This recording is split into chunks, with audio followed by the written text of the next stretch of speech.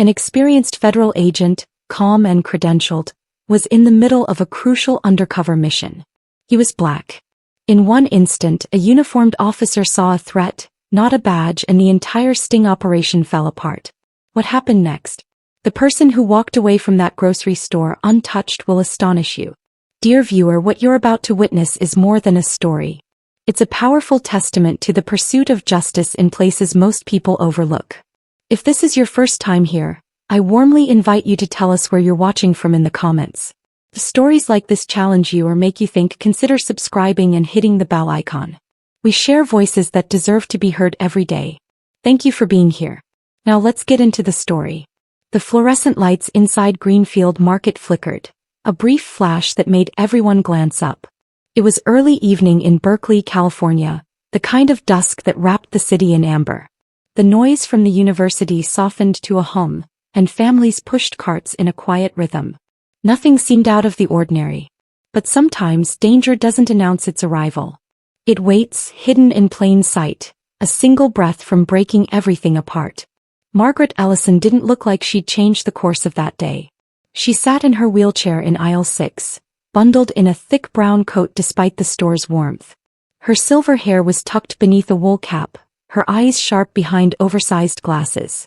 Shoppers passed her by, some assuming she was waiting, others not noticing her at all. But Margaret wasn't there for groceries. She was watching, listening, waiting for a ghost to return. She'd spent 4 decades with the Bureau, climbing a ladder few women, let alone black women, had ever touched. But retirement never felt like freedom. Not when the cases still haunted her, and one name kept surfacing in whispers and dead-end leads: Trina Delmore. A woman who had mastered disappearing, laundering stolen benefits through fake produce stands, moving like smoke across states. Margaret had followed her from Tallahassee to Phoenix and now to California, always a step behind. This time, however, something felt different. The ping on Trina's burner phone was precise. Not a highway, not a warehouse, but a grocery store. That choice was personal, confident, and risky. Margaret was deep in thought when she saw the man near the dairy section. He was tall, stocky, with a trimmed beard and the unmistakable rigidness of law enforcement. Officer Jared Lane, in uniform, looked around as if seeking a reason to stay. That's when he saw her. Not Margaret, but someone else. A man standing alone by the yogurt fridge, wearing a dark hoodie, hands loose, scanning the shoppers. Lane's eyes narrowed. Margaret's breath caught. Don't. She could see it before it happened. The puffed chest, the firm steps, the assumption forming behind his eyes. Lane moved with purpose, cutting across the floor like a hammer seeking a nail, heading straight for the man in the hoodie. Margaret tried to signal, but her hand barely lifted from the blanket on her knees. The man in the hoodie turned slightly, and a flicker of recognition crossed Margaret's face. He wasn't just any shopper. He was Desmond Ray, an undercover federal agent from the Atlanta field office.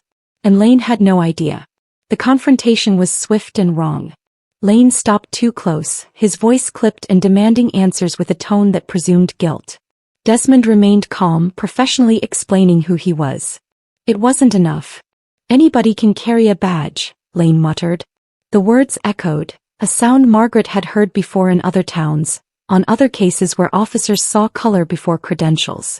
This time it wasn't just ego or ignorance.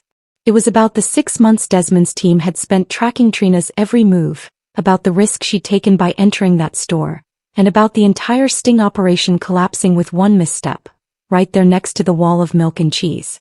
A second figure appeared, slender and composed. Special Agent Lyanna Cortez, Desmond's partner. She didn't raise her voice or reach for her badge. She simply stepped between the men and said, "You're interfering with a federal operation." But the damage was already spreading. Shoppers had stopped. Phones were raised. A mother pulled her child back. A young man whispered, "Damn, they're profiling him." And then Margaret saw it. A green canvas bag slipped through the checkout line. A woman in a rust-colored hoodie, head low, face turned away. Trina. Calm and methodical. She didn't run or look back. She simply disappeared through the automatic doors, gone. Margaret gripped her wheelchair, jaw tight. The worst part wasn't losing Trina. It was losing her for the oldest reason in the book. Pride disguised as authority, assumption dressed as law. An officer so sure of what danger looked like he couldn't see the truth. Desmond didn't flinch, Lyanna didn't back down. But the sting hung heavy because in that brief window, where trust should have overruled instinct, it hadn't. A case was shattered. Witnesses were recording. Margaret watched it unfold like a déjà vu she'd hoped never to relive. As the store manager tried to settle things, Margaret finally moved. She wheeled toward the exit past the cereal aisle and the produce. She didn't speak to anyone. As she crossed the threshold, she looked back not at the officers or the crowd, but at the space where Trina had stood, gone again. Outside, the sun had dipped behind the hills, casting long shadows. Margaret paused. She knew what came next: reports, debriefs, reviews. But none of that would undo what had happened. None of it would rewrite the truth that Desmond had stood his ground with dignity and professionalism and still been treated like a suspect. As she rolled to her car, Margaret whispered, "She's not running. She's adapting. And we're still chasing ghosts." But this time, Margaret wasn't just hunting Trina Delmore. She was chasing a system that kept letting her get away. In the break room of the Berkeley Police Department, Officer Jared Lane sat, the hum of the vending machine louder than the thoughts in his head. His hands were clasped, thumbs rubbing nervously. He had written half a report, deleted most of it, and started again. The words felt like excuses, the justifications hollow. He wasn't used to being questioned. 7 years on the force, a mostly clean record, and commendations for fast reflexes. But none of that followed him into the aisle of Greenfield Market. None of it mattered when eyes turned toward him, not with gratitude but with suspicion. It wasn't just a mistake.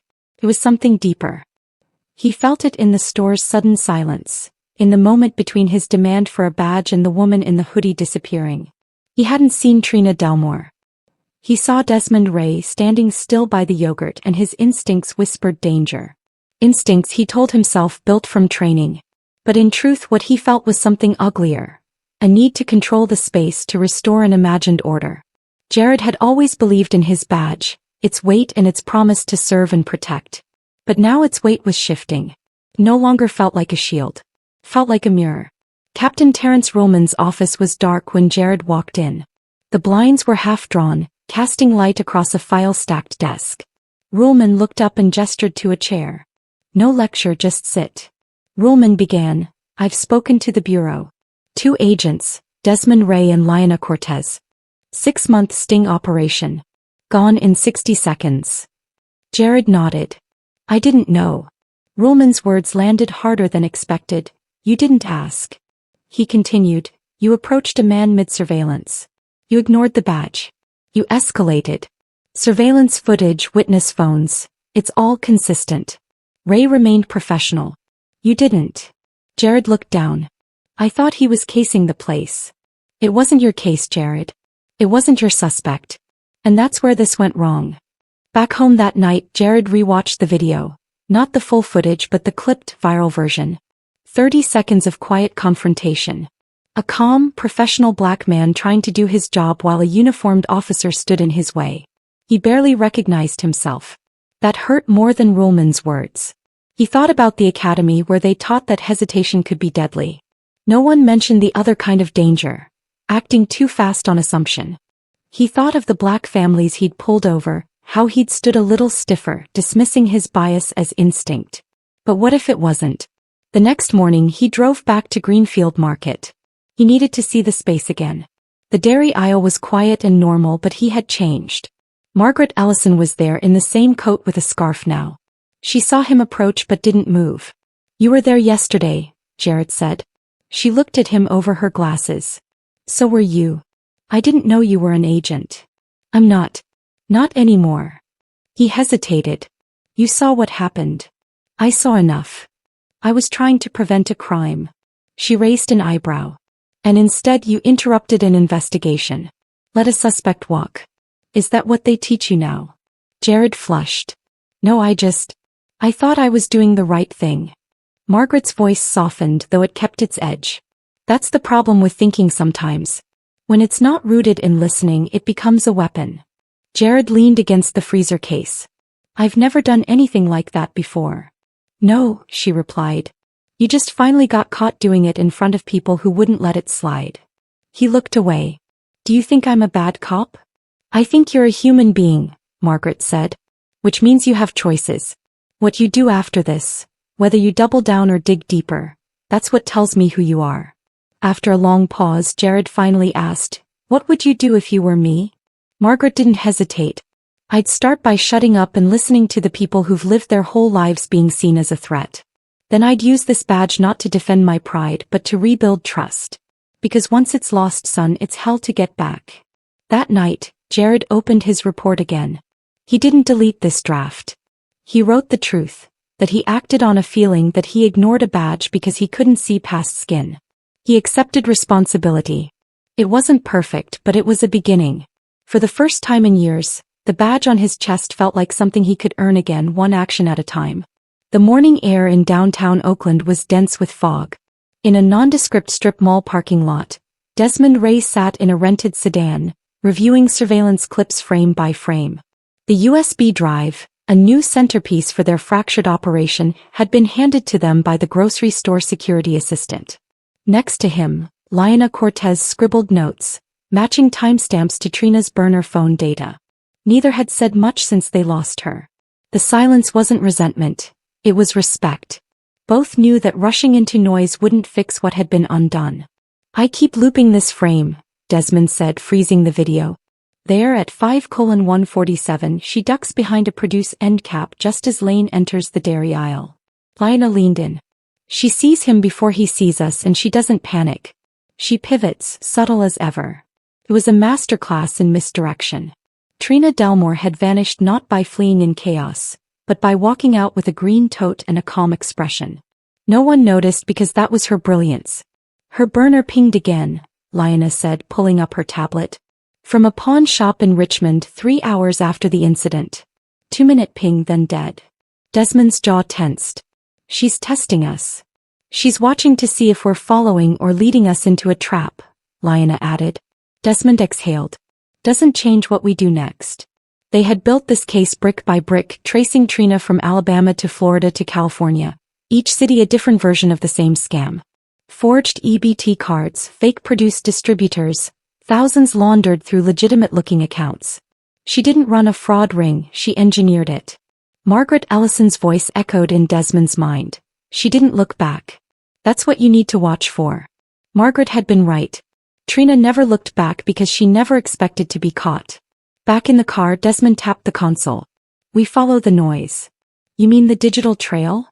Lyanna asked. "No, I mean the reaction. Someone like Trina doesn't stay underground forever. She resurfaces to test the cracks." 2 days later, a report came in from a social worker in San Jose.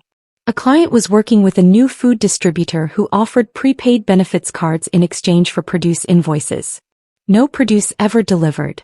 Desmond and Lyanna were on the road in 20 minutes. The shelter was a converted church with stained glass and creaking floors. The social worker, Maya Chon, led them to a back office. "I don't know if it's her," Maya admitted, but the name on the application was T. Byers. "Your alert said to watch for aliases starting with T." The handwriting on the application matched samples on file. "She's feeling bold," Desmond said. "She used to church." "Not bold," Lyanna corrected. "Strategic. No one questions the hungry asking for food."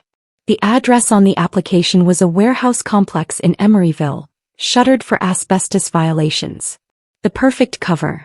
They didn't wait. Within the hour, they were parked across the street in a borrowed delivery van, cameras and mics ready. Nothing moved for 3 hours. Just after dusk, a silver Honda Civic pulled into the lot. A woman stepped out wearing a rust-orange hoodie and black leggings. The same as the market footage, with the same fluid confidence. "It's her," Lyanna whispered. Desmond opened the side door. "We don't grab. We shadow." Trina didn't go inside. She circled the warehouse once, then made a call from a burner. The signal bounced off a tower 5 miles out and went dark. "She's checking for heat," Desmond whispered. "Smart. Too smart." They waited. Trina got back in her car and drove off. They followed at a careful distance, keeping 2 cars between them. The Civic pulled into a poorly lit motel off San Pablo Avenue. She didn't get out immediately, sitting still for 10 minutes, then finally exiting with her head down, carrying the same green tote. Desmond and Lyanna didn't move in. Not yet. This wasn't about the arrest. They needed the pattern. She knows someone's watching, Lioness said. Which means she's about to change everything. That night, Desmond sat awake in his hotel room. The footage was paused on his laptop. Trina's face was always half hidden, half shadowed. That was her game, never fully seen, never fully gone. He thought of Jared Lane, of the silence in the store when everyone stopped to watch him, not the suspect. He thought of the boy filming, of the woman whispering to her son. That wasn't just surveillance. It was witness, and it mattered. He hadn't lashed out, but he had stood firm, not just for the case, but for what it meant when professionalism is met with assumption. Following Trina now meant more than an arrest. It meant proving that calm persistence could still dismantle chaos, that the people watching deserved to see it handled right. Tomorrow they'd go back to the motel. They'd check the cameras, find the next burner, the next tote, and eventually the next opening. Because they weren't chasing a ghost. They were following echoes. And this time they knew exactly what to listen for. The wind off the bay carried a chill as Desmond Ray and Lionel Cortez pulled into the lot of the Jefferson Street Motel. The building slouched, its paint faded, the neon sign flickering. Desmond killed the lights, letting the SUV blend into the shadows. She's inside, Lionel said, scanning her tablet. Room 12. Same burner, same signal. Desmond stared through the windshield at the block of doors. Most were shut, but room 12's curtain was drawn halfway, a faint strip of amber light spilling onto the cracked pavement. She's getting sloppy, he said. Or she wants us to think she is. Neither of them moved. Lionel finally said, "This place feels like where people disappear." Desmond nodded. She's hoping to do just that. Trina Delmore was almost certainly watching. She'd parked facing away from cameras, used cash, and scanned the lot twice before leaving her car. Yet she had stayed. That meant something. Either a rendezvous was coming or this was the end of her rope. Desmond adjusted the camera on his collar. No direct approach. Not unless we have visual. Lionel checked her watch. 12 minutes until backup. We're on our own. Desmond reached for his radio. Then we circle. Get eyes. They moved quietly, every step deliberate. Desmond's body ached, not from age but from the weight of being watched and judged too quickly. He thought of the look in Jared Lane's eyes, a look that now echoed in every motel window. Behind room 11, a motion sensor light clicked on. Lionel froze, hand on her belt. They waited, breathed. Nothing but a cat darting from a trash can. Room 12 remained quiet. Desmond stepped to the corner and peeked around. Through the narrow slit he saw a woman pacing. Trina. Her hoodie was off, her hair in a scarf. She moved like someone thinking, not just hiding. She's alone, he whispered. No sign of a contact. Lionel joined him. What now? He hesitated. We knock. She blinked. That's not protocol. She's stalling. If we wait, she's out the back. They moved to the door. Desmond tapped gently twice, then stepped back. Silence. Then a voice, muffled but clear. Who is it? Margaret Ellison, Desmond said, using the name by design. I'm not here to arrest you. The pause was long. The door creaked open 3 inches. Trina's eyes met his, calm and cautious. Nice trick, she said. She'd never come herself. Desmond didn't move. She knows who you are. She knows what this is. She doesn't know me, Trina said. Nobody does. Then help me change that. Trina stared at him. Behind her, a duffel sat zipped and ready. You came alone? She asked. Desmond stepped aside. Lionel was visible. We just want to talk. Trina exhaled. No one ever just wants to talk. So she opened the door. The room was modest, clean. A closed laptop sat on a table. No cash, no weapons. Just planning. Desmond stepped in. We know about Birmingham, the food programs, the shell companies. Trina sat on the bed's edge. Then you know I never took a dime from the people who needed it. That's not the point. No, Agent Ray. That's exactly the point. Lionel stood near the dresser. Where's the money going? The laundering? This is too organized for desperation. Trina looked at her hands. Did you ever have to watch your mother choose between heat and groceries? Desmond was silent.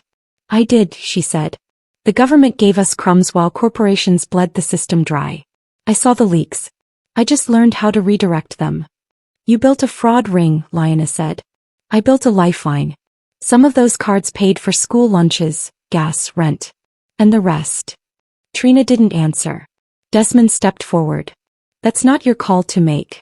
You don't get to decide who deserves help by breaking the law. Trina's voice cracked. Then who does? People in offices who've never missed a meal? Cops who see black and assume guilt. Lyanna tensed. This isn't about that. Yes, it is, Trina snapped. It's always about that. Desmond sat in the room's only chair. Then help me understand. The air went still. Trina stared at him, then unzipped the duffel. Inside, files. Pages of transactions, contacts, company names. Everything. I knew it would end, she said softly. But not like that. Not because some officer got twitchy. Desmond's voice was low. His name's Jared Lane. And he knows. Trina's expression darkened. Good. Maybe next time he'll see a person before a suspect. They sat in silence until Lyanna's phone buzzed. Backup had arrived. Desmond looked at Trina. You can walk out with us. Quietly. With some dignity. This ends here. Trina nodded once. I'll go. But don't erase the story.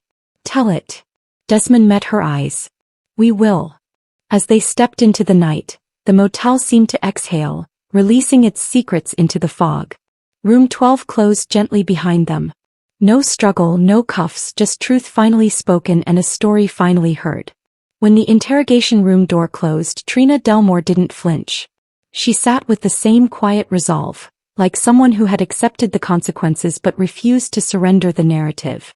Across the table, Margaret Ellison watched with steady eyes. No cuffs, no mirrored walls, just two women shaped by systems built to forget people like them. Do you believe in what you do? Trina broke the silence. Margaret folded her hands. Some days I do. Other days I remember why I started. Trina nodded. Today feels like both. Margaret allowed a faint smile. Why'd you give up the files? Trina's gaze dropped. Because I knew what came next.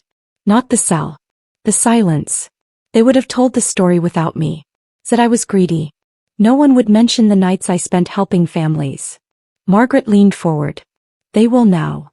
Outside, Desmond and Lyanna watched through a one-way glass. The operation was built to prevent noise, to strike clean. But the story hadn't ended with an arrest. It had opened a wound they didn't expect. And now it echoed. She's not just a case file, Lyanna said. She's a mirror. Desmond didn't respond. He didn't have to. Jared Lane's damage still sat in his thoughts, not just because it ruined the op, but because it proved how quickly perception could fracture truth. I filed the official statement this morning, he said. Named the interference, the lost window, but also the lesson. Lyanna glanced at him. What lesson? That not all threats wear masks. Some wear assumptions. Margaret was still listening. You think this is over? Trina asked. You think locking me up stops what's broken? Margaret shook her head. I think telling the truth is how it starts. Later, Trina would be processed without headlines, but a story would circulate. One not about a takedown but a near miss. A conversation interrupted then reclaimed. The video from the grocery store would hit 1 million views. People would argue over it, some denying its significance, others recognizing themselves. Margaret, late at her desk, would reopen the transcript from Trina's interview. Not for evidence but for understanding. You reshaped the room, she whispered, reading Trina's final words. Because stories like this weren't about perfection or protocol. They were about quiet, sharp moments when someone dared to be seen fully and someone else finally saw them. That's where change begins. And this time it had. The story of Margaret Ellison was never just about a federal agent and a suspect. It was about the fragile space between perception and truth, between silence and power, and the human cost of a misunderstood moment. From a Berkeley grocery store to a dim motel room, this journey revealed how justice is pursued, and how easily it can be disrupted by ego, assumption, and unchecked authority. Margaret didn't chase headlines. She worked in the shadows, building cases from threads most people never saw. She and Desmond tracked Trina Delmore for months, a woman accused of laundering money but also deeply embedded in the communities she served. When Margaret made her final approach, she expected resistance. Not interference from a uniformed officer whose need to assert dominance dismantled the operation in minutes. What followed was more than procedural fallout. It was emotional rupture, a confrontation caught on camera, a suspect lost, and a community watching not just what happened but how. Margaret's calm restraint, Desmond's silent clarity, and Trina's strategic exit painted a larger picture where bias didn't just hinder justice, it endangered it. But in that failure, something was born. Accountability, reflection, a moment that echoed beyond the yogurt aisle. Margaret didn't let the story end with the missed arrest. She rebuilt the case and eventually brought Trina in, not with aggression but with persistence, empathy, and truth. The arrest wasn't a victory lap. It was a reckoning. Trina wasn't the villain some assumed.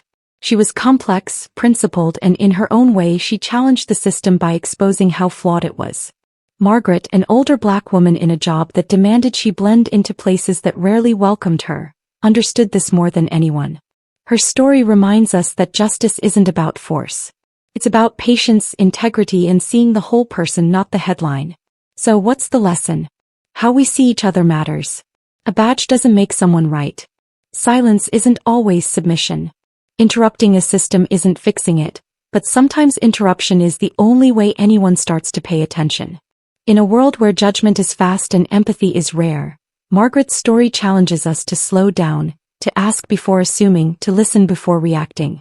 Justice isn't just about laws. It's about people who are overlooked, misjudged, and too often erased from the narrative. You might not be a federal agent or wear a badge, but every day you make choices about how you see others, how you use your voice, and what you stand up for. That's where real change begins. If this story moved you or made you think, let's not let it fade. Subscribe to this channel. Your support helps us keep telling the stories that challenge assumptions, shine light into quiet corners, and speak truths that go unheard. Because stories like Margaret's aren't fiction. They're lived. And with your help we'll keep sharing them one voice at a time.